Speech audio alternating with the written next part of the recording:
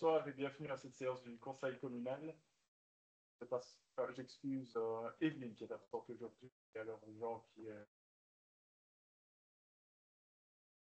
sont directement au point 1, l'approbation de la séance.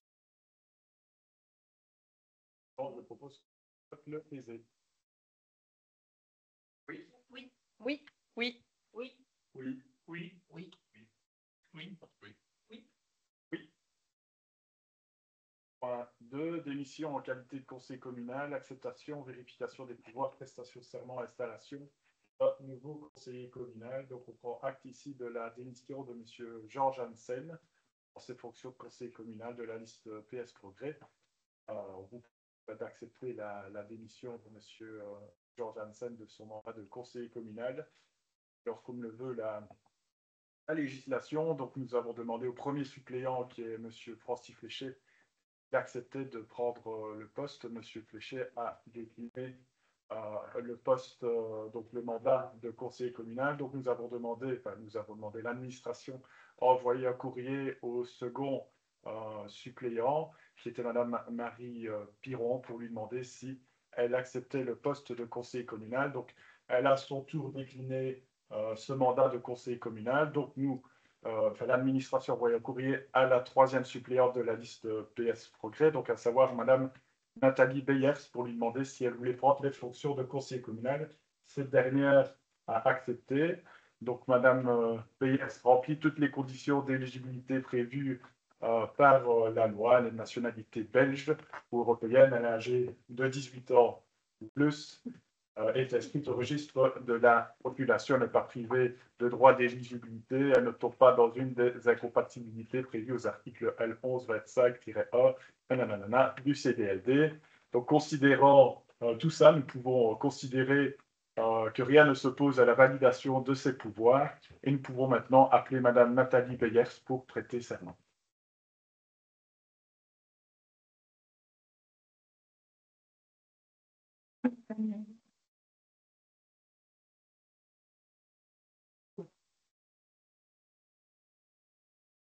Je jure fidélité au roi, obéissance à la Constitution et aux lois du peuple belge. Félicitations.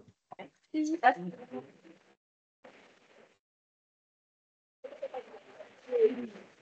Surtout. On est arrivé.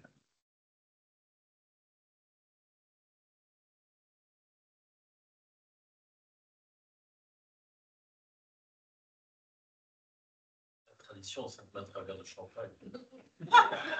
Quoi, le président? Bien essayé. Regarde-moi. Regarde-moi.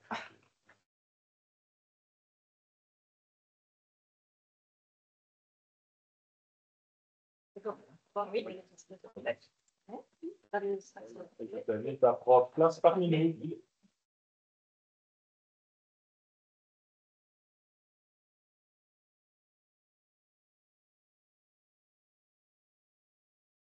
Alors, nous passons maintenant directement au point 3, légalité de police, prise de connaissance.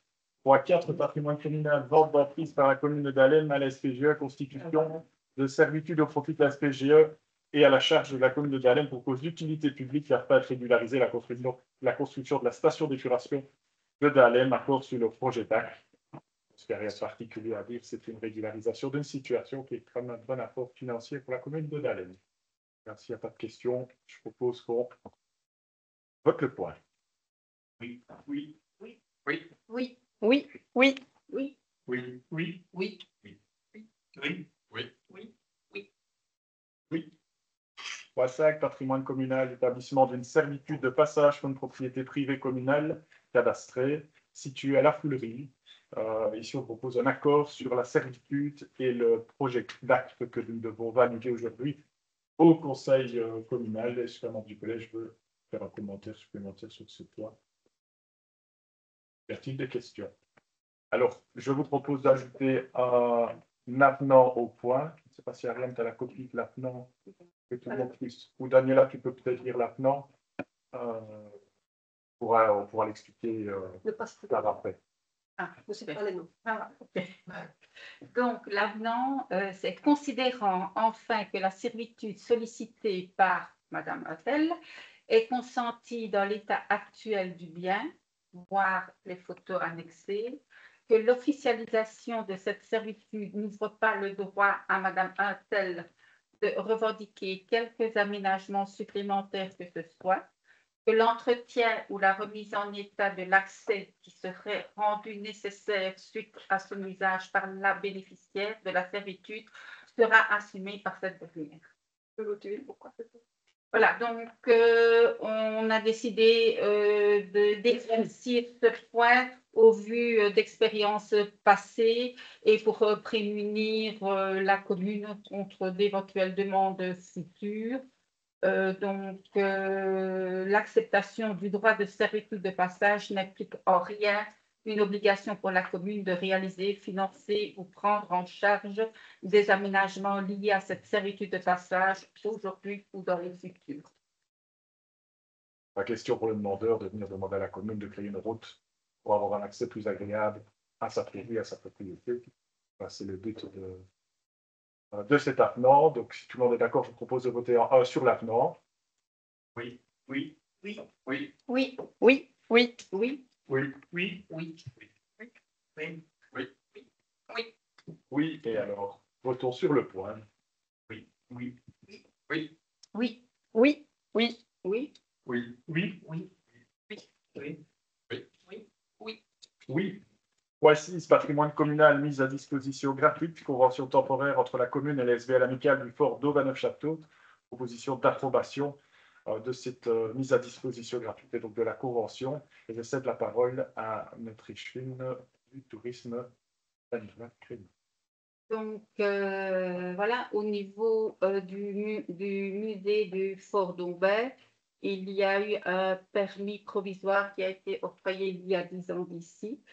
Ce permis venait à échéance le 25 mai 2025.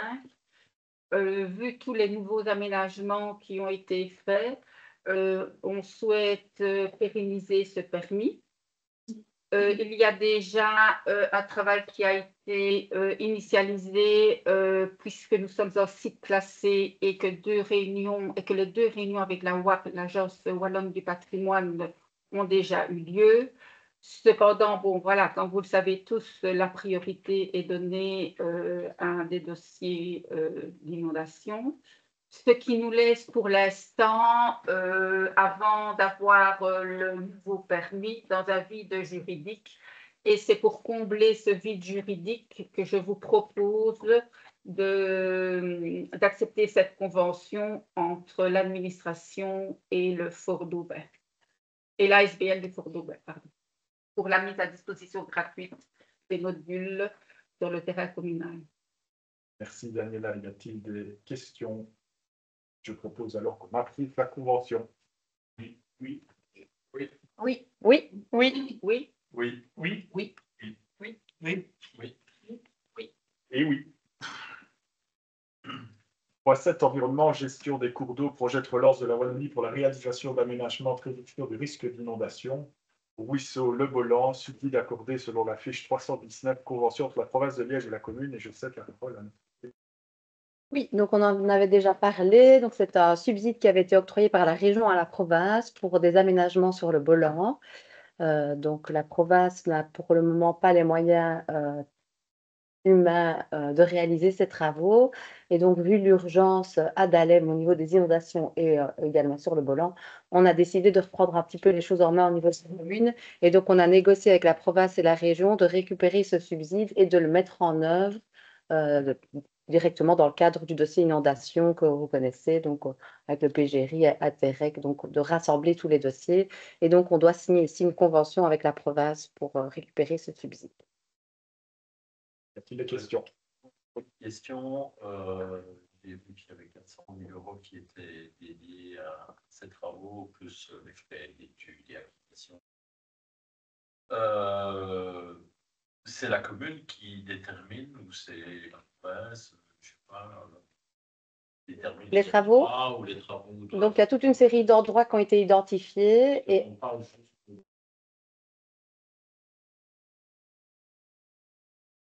Il y a le S. Parce qu'on a entendu qu'il y avait plusieurs riverains qui souhaitaient que des interventions soient faites ou qui s'inquiétaient plutôt de voir les berges qui Oui.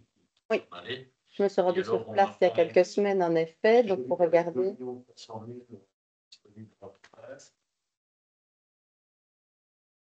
Donc ici, c'est la fiche 319 qui concerne Dahlem. Donc, il y a un dossier qui avait été rentré sur base de l'étude qui a été réalisée sur le Bolan. Ils ont identifié plusieurs endroits. Et donc, c'est le... Oui, c'est une étude de la province.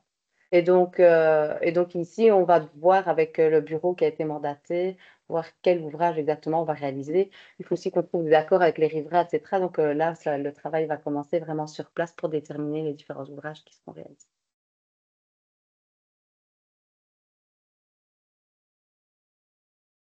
On va dire que c'est un bon début. On continuera nos efforts. En tout cas, ce suivi est là pour le moment et c'est important de ne pas le laisser filer, de le mettre en place. Ouais. Voilà. S'il n'y a plus d'autres questions, je propose de voter le point. Oui. Oui. Oui. Oui. Oui. Oui. Oui. Oui. Oui. Oui. Oui. Oui. Oui. Oui. Oui. Oui. Oui. Oui. Ouais, oui, finance, marché de services, désignation d'un auteur de projet pour l'élaboration du schéma de développement communal conformément à la législation en vigueur, approbation des conditions et du mode de passation. Marie, je te cède à nouveau la parole. Oui, donc comme vous le savez, le SDT et le CODT ont pas mal changé ces derniers temps. Et donc, au niveau du développement territorial, la commune se doit dans les 6 ans, si elle veut en tout cas, de faire un inventaire et de faire un schéma de développement communal. Donc, la date était à partir du 1er août 2024. La commune avait 6 ans, donc ici, on est en 2025. On trouve ça très bien de se lancer enfin dans le SDC. Et donc, on vous propose ici de lancer le marché. Y a-t-il des questions? Je propose alors qu'on vote le point. Oui. Oui. Oui. Oui. Oui. Oui, oui, Oui. Oui. Oui. Oui. Oui. Oui. Oui. Oui. 9. Marché de service, désignation d'un ingénieur pour l'étude de réflexion du pont de Longchamp-Averno, approbation des conditions et du mode de passation. Et cette fois-ci, hein, Michel. non, c'est moi aussi. Oui. Donc ici, le pont de Longchamp, c'est le dernier pont du rapport. Donc il y avait un rapport sur 9 ponts de la commune. Donc c'est le dernier pont qui présentait vraiment un problème. Et donc on décide ici de désigner un ingénieur pour faire une étude sur le pont, voir si on doit refaire le pont, probablement peut-être à l'identique ou pas, ne pas le refaire du tout. Donc voilà, l'étude va se faire sur le site vraiment du Longchamp et on verra ce qu'on fait par la suite. Je propose qu'on vote le point. Oui. Oui. Oui, oui, Oui. Oui. Oui. Oui. Oui. Oui. Oui. Oui. Oui. Voilà, Marie, tu as fait une journée. Ouais, 11, finance, marché de travaux, aménagement de trottoir à Dahlem, rue Trichel, approbation des conditions et du mode de passation. Je cède la parole à maître cheval des travaux, Michel. Donc, Trichel, c'est ta part. Je vais passer par exemple. oui. 10, on reste dans les travaux, marché de travaux, finance, réflexion, entretien des voiries, approbation des conditions et du mode de passation. Je cède la parole à Michel. Bien sûr, celui-là, il s'agit du réglage pause, une des Tritz et le Rouchard. Au pont de Rouchard, seulement avant le pont de Rouchard, parce que la route c'était quand même fort de gravier d'exonation. Sur les oui, étant un château, réglage pause également pour terminer les parties qui avaient déjà été faites les années précédentes. Et chemin du bois de Bois. Au-dessus, il y a un tronçon qui est vraiment abîmé aussi, réglage pause. Donc voilà, pour un montant estimatif de 239 000 euros. C'est la prise. Ça veut dire réglage pause et quelques bordures pour refaire les bordures qui sont abîmées ou détruites. Merci Michel. Y a-t-il des questions? Non, je propose qu'on vote le point 10. Oui. Oui. Oui, oui, Oui. Oui. Oui. Oui. Oui. Oui. Oui, Michel, je te recède la parole pour le point 11 et les aménagements de trottoirs à Dahlem, rue de Richel. Donc, il s'agit de faire un trottoir au passage piéton en face du cimetière à Dahlem, en montant à droite à Fermac, trottoir en Fermac, jusqu'à la résidence Jacques Lambert, et de la résidence Jacques Lambert à la sortie de la résidence Jacques Lambert, le long de la route de Michel, jusqu'au premier chemin à droite, faire une bande de béton d'1,50 m et 1,20 m à certains endroits, parce qu'on n'a pas vraiment la place, pour permettre aux gens qui se promènent et qui montent en voiture pour se promener dans les campagnes d'être en toute sécurité et d'aller également rejoindre la piste cyclable que visée à comme projet de faire sur le chemin à droite qui va rejoindre la piste cyclable dans l'Indiz. Pour un montant de 69 000 €, estimé à 69 000 € TVA pour fixe. Merci Michel. Y a-t-il des questions? Oui. Moi, j'ai une remarque et puis une question. La remarque, elle est simple, toujours la même. Nous sommes dans une politique aujourd'hui où on essaye d'imperméabiliser le moins possible. Donc, je suis étonné de voir qu'on reprend de nouveau des revêtements comme l'hydrocarboné entre la maison, enfin en face du cimetière jusqu'à la résidence. Et puis après, je trouve que c'est très très bien. Il faut faire ces trottoirs et ça, je crois que c'est un grand plus pour les piétons qui circulent là-bas. On en voit souvent qui marchent d'ailleurs. On en voit souvent qui marchent, on n'avait jamais c'est eu très du bien. raclage à l'époque, et le raclage, la verdure revient toujours. Mais aujourd'hui, on nous impose partout de faire d'infiltrer un maximum. Dans tous nos permis, on est obligé d'infiltrer un maximum. Et je trouve dommage qu'une commune ne montre pas l'exemple en mettant un système en place, peut-être un petit peu plus coûteux, mais qui permet quand même d'infiltrer ou de ralentir en tout cas la descente des eaux. Donc, soit on fait un vêtement drainant, qui demande un petit peu plus d'entretien malheureusement, mais ça, soit on y fait une tranchée drainante sur le côté, on récolte les eaux dans cette tranchée drainante pour faire un tampon. Voilà, et ça coûte un tout petit peu plus cher aussi, mais au moins on fait ça de manière et ça un petit peu plus durable. J'ai vu la coupe là dans le principe. Dommage aujourd'hui que les communes ne montrent pas l'exemple. Quand je vois des permis d'urbanisme ou même des gens qui devant chez eux commencent à mettre des clinkers partout sans mettre des pavés drainants, je trouve ça dommage aussi. Et aujourd'hui, on devrait avoir ce réflexe. Ouais. Peut-être que les pierres en dessous de la barre de béton qui fait 1,20 m ou 1,50 m de large, on peut mettre un empirement drainant. C'est pas ça. C'est ce qu'il faut faire et peut-être pas mettre de tarmac, peut-être mettre des clinkers. Ça. Ce n'est pas la même chose, ce n'est pas le même tout. Alors, il y a des vêtements aussi en hydrocarboné qui est aussi drainant. Parce que ici, si on met un asphalte sur le trottoir qui est existant, on va rester 4 cm ou 8 cm, on va remettre une couche de thermac. Si on remet des clinkers, c'est pour faire une nouvelle fondation en béton poreux, et clinkers drainants, donc on va arriver à des taux vraiment plus élevés. Maintenant, c'est aussi pour que le citoyen puisse monter, soit en sécurité, sur la route, comme il le fait.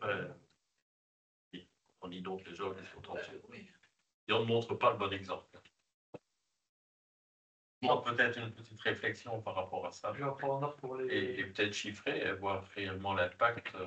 Il y a des solutions qui sont peut-être moins coûteuses.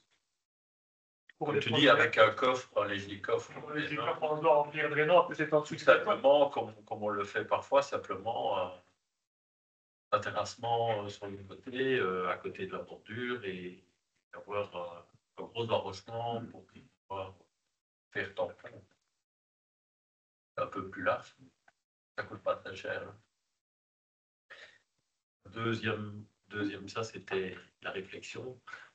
Et la question, c'est il y aurait des trottoirs qui auraient été prévus dans la législature précédente, entre autres sur Montbey, qui ne sont toujours pas réalisés, et on nous a demandé. On reviendra si tu veux en question d'actualité. Ok, d'accord. Comme ça, on reste dans le sujet. Et puis, voilà. Même pour le PV, c'est plus simple. On reste dans le sujet. S'il n'y a plus de remarques, je propose qu'on vote le pareil. Oui. Oui. Oui. Oui. Oui. Oui. Oui. Oui. Oui. Oui. Oui. Oui.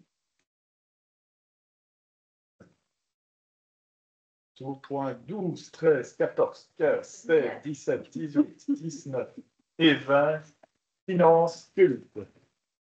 Pour toutes les fabriques d'église.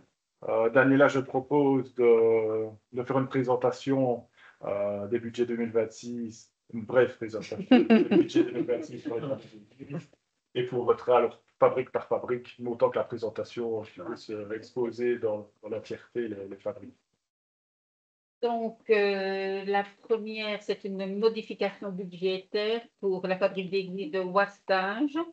Donc, fabrique d'église de Ouastage en 2025 n'a pas demandé de subsides communaux, ce qui lui permet de récupérer certaines sommes pour un achat. Donc, elle récupère ainsi 2 000 € car elle n'a pas mis de mazout, 3 000 € parce qu'il n'y a pas eu de réparation au presbytère, plus une collecte pour, qui leur fera coûter 1 500 €. Donc, un total de 6 500 € qui est disponible pour la nouvelle sonorisation de l'église de Ouastage. Voilà. Donc, il n'y a pas de suppléments au niveau subsides qui sont demandés. Alors, pour Bernot, donc, je répète qu'il y a quand même deux parties. La partie ordinaire sur laquelle la commune n'a pas trop la main, mais bon, voilà, on arrive quand même à concilier et à discuter. Et l'extraordinaire, où là, on est quand même un rôle plus de titulaire. Donc, pour la fabrique d'église de Bernay, à l'ordinaire, le subside 2026 prévu est de 6 412 € et 12 centimes, pas d'extraordinaire.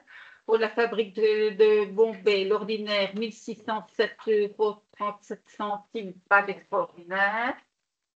Pour la fabrique d'église de Dahlem, à l'ordinaire 6 143 €. À l'extraordinaire, 19 705 € qui sont destinés allez, c'est les peintures, plus ou moins 16 000 € et les frais de serrurerie, plus ou moins 3 000 €. Donc, c'est les travaux qui doivent avoir lieu, une partie des travaux qui doivent avoir lieu dans le presbytère, mais c'est 19 705 €. On déduira 6 089 € d'un fonds de réserve qui provenait d'un remboursement de chômage de l'assurance pour lorsqu'il y a eu un incendie à l'église. Fabrique d'église de Feneur, à l'ordinaire, il demande rien, il demande à l'extraordinaire 4 512. Même si leur compte est toujours en boni, l'église de Feneur est en propriété communale. Donc, quand il y a des travaux au niveau de l'église à faire, donc c'est la commune qui doit subsidier. Donc, ici, les travaux, c'est surtout le renouvellement de tableaux électriques pour sonner les cloches. Fabrique d'église de Mortrou. À l'ordinaire, 5 572,24 €, rien à l'extraordinaire. Fabrique d'église de Neufchâteau. À l'ordinaire, 10 540,88 €. À l'extraordinaire, 12 147 €. Si vous avez regardé un peu les comptes, vous aurez vu que la commune a diminué l'extraordinaire qui était demandé et qui était de 37 800 €. Cet extraordinaire a été inscrit sans concertation préalable et j'ai expliqué au trésorier qu'en général, je demandais des priorisations de travaux. En accord avec lui, donc nous sommes tombés d'accord sur une priorisation qui concerne 12 147 € en extraordinaire, le restant étant à étaler sur les exercices suivants et toujours suivant l'urgence. Donc, les 12 147 € sont pour la réparation et l'entretien des cloches et le remplacement de 3 châssis et vérification de la cuve à mazout du presbytère. Saint-André, fabrique d'église de Saint-André, ce sont les meilleurs élèves, ils ne demandent rien, ni à l'ordinaire, ni à l'extraordinaire. La fabrique d'église de Ouassage à l'ordinaire pour 2026 demandera 2566 € et rien à l'extraordinaire. Donc, si on fait le total du budget, parce que ça reste un budget évidemment, on a à l'ordinaire une subsidiation demandée à la commune de 32 879,7 € et à l'extraordinaire de 30 275,73 €. Donc, on reste dans les chiffres puisque, bon, au niveau par rapport au compte 24, le compte 25 ne sont pas encore clôturés, l'ordinaire était de 40 561 et l'extraordinaire de 24 240. Merci Daniela. Y a-t-il des questions? Oui. Je t'écoute.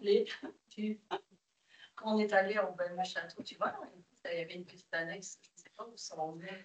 La chapelle castrale, oui, effectivement. Il y a eu une étude de stabilité, c'est dans les projets, mais il n'y a pas d'urgence. C'est ça que je voulais savoir. Il n'y a pas d'urgence. Donc, voilà, et ils doivent demander en cours des devis parce que ça n'a pas encore été fait. C'est pas dans ce budget-là. C'est pas dans, non. C'est pas dans ce budget-là. Merci. Donc, je vous propose de voter le point 12, donc la modification budgétaire, la première modification budgétaire 2025 pour la fabrique d'église de R5, la première. Passons par les oui. Oui, la modif, oui. Oui. Oui. Oui. Oui. Oui. Oui. Oui. Oui. Oui. Oui. Oui, la fabrique d'église de Bernot, le budget 2026. Oui. Oui. Oui. Oui. Oui. Oui. Oui. Oui. Oui. Oui. Oui, peut-on considérer le même vote pour la fabrique d'église de Bombay, le budget 2026? Oui. Oui. Oui. Ça suit tout le monde. Oui. Pas besoin de le dire. Aussi le même vote. Sauf si quelqu'un dit non. Voilà, c'est ça. C'est ça. Donc pour le point 15, est-ce qu'on peut considérer le même vote, donc c'est-à-dire tout le monde oui pour la fabrique d'église de Balem? Oui. Pour le point 16, fabrique d'église de Fénor, Oui. peut-on considérer le même vote? La fabrique d'église de Mortrou. Je m'abstiendrai sur ma position. Ok. Les autres, c'est oui. Oui. Alors, pour le point 18, fabrique d'église de Neufchâteau, est-ce que c'est oui pour tout le monde? Oui. Alors, fabrique d'église de Ouassage, budget 2026, est-ce qu'on peut considérer le même vote? Donc, oui pour tout le monde. Oui. Oui. Et fabrique d'église de Saint-André, qui reçoit des oui à l'unanimité. Oui. Est-ce qu'on peut considérer un oui à l'unanimité? Oui. Donc, avant de passer aux questions d'actualité, je vous propose un point supplémentaire en urgence, donc intitulé Régie communale autonome de Dahlem, approbation des comptes annuels au 31 décembre 2024. Avant d'aborder le point, je voudrais vous demander de voter sur l'urgence. Est-ce qu'on peut accepter l'urgence? Oui. Oui. Oui. Oui.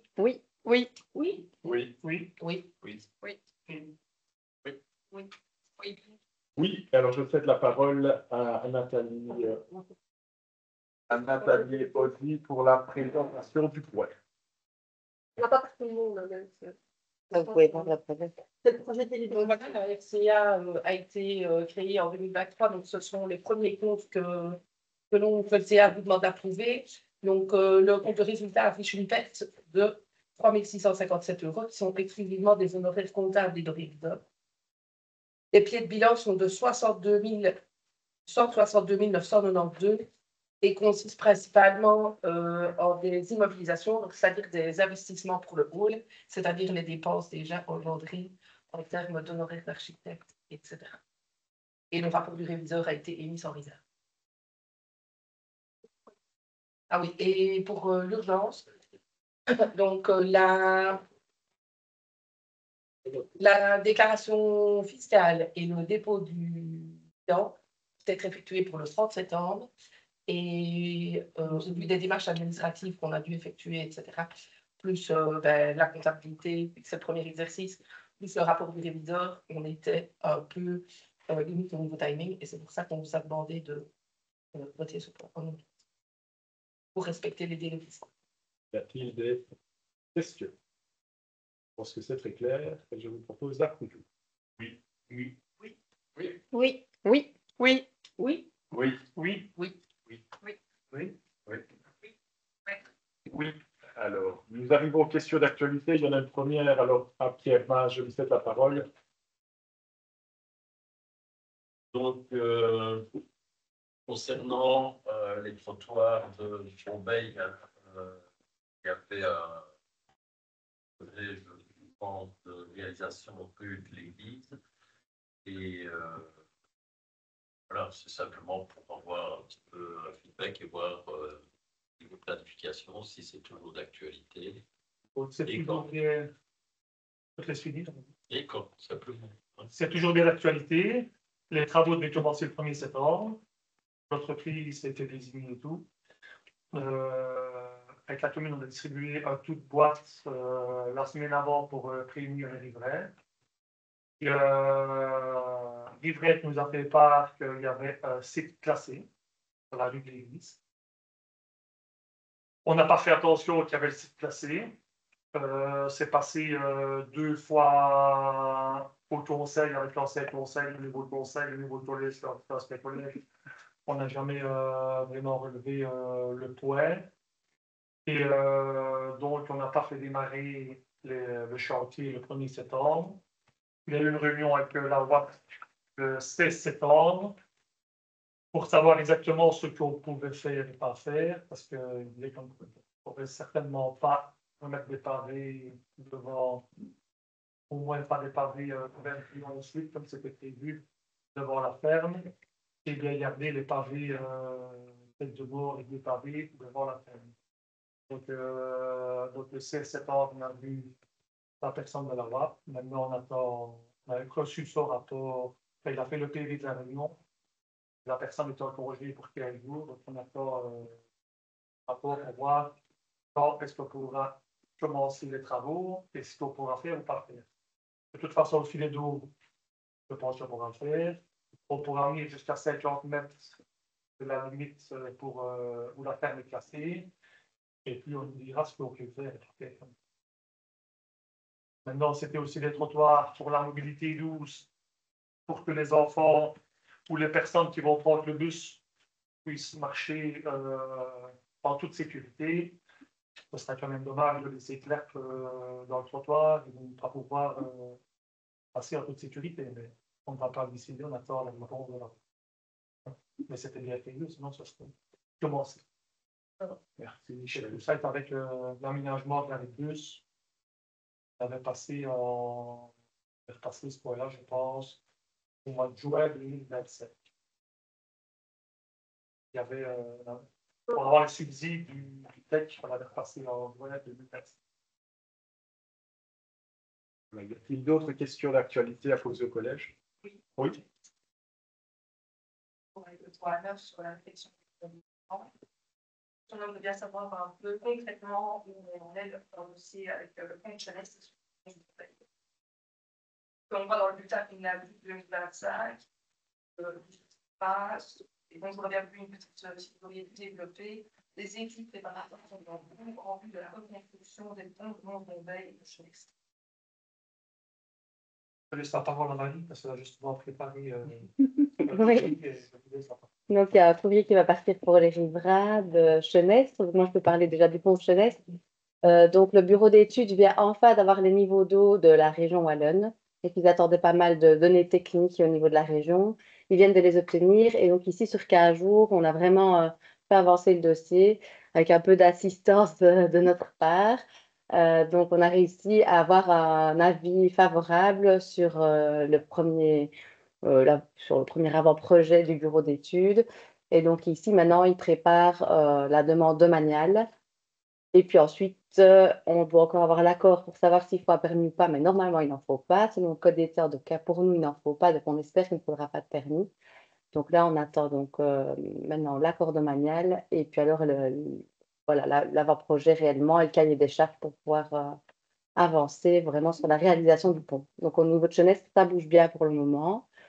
Mais voilà, on nous donne quand même des délais fin 2026, début 2027. Et au niveau du pont de Bombay, je te laisse peut-être. Au niveau du pont de Mont-Bombay, donc là, on a reçu des plans aussi avec le pont. Et dans les timings, dans les plannings, ils sont fort pareils, après 2026-2027. Le bureau d'études a aussi fait tous les plans. Donc, normalement, il ne faudrait pas de permis de bâtiment non plus. On s'est envoyé à le particulier maintenant.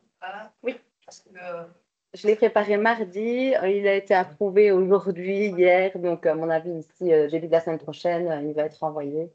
Et on reprend vraiment le planning, les étapes, voilà, tout ce qu'on a en tout cas comme info, ce qu'on communique aux riverains. On sait qu'ils sont patients, on essaye de vraiment, ce dossier est notre priorité, on envoie des tas de mails au téléphone, etc. Mais voilà, il y a une procédure qui est très longue et on fait le maximum à ce niveau. On insiste. Pas tous les jours. On insiste trop. Par moment, c'est ce qu'on nous dit, mais bon, voilà, nous, on essaye vraiment d'avancer à ce niveau.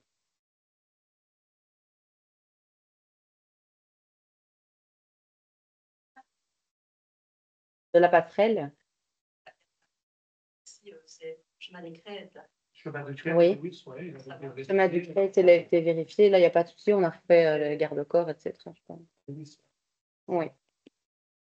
Donc, ceux-là, normalement, il n'y a pas de souci au niveau du rapport, c'était bon. Maintenant, il y a un nouveau rapport qui va être émis sur 25 ponts de la commune. Donc, ils vont être encore, il est en cours d'analyse.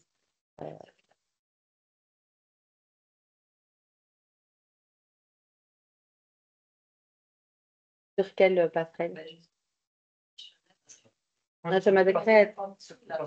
Oui, c'est une petite passerelle.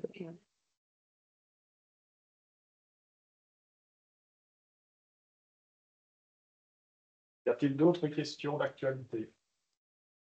Papa, je propose de lever la séance. Merci au public présent, nos amis du Commonwealth, notre ancien échevin, notre ancien CPS, notre deux conseillers de CPS. Merci.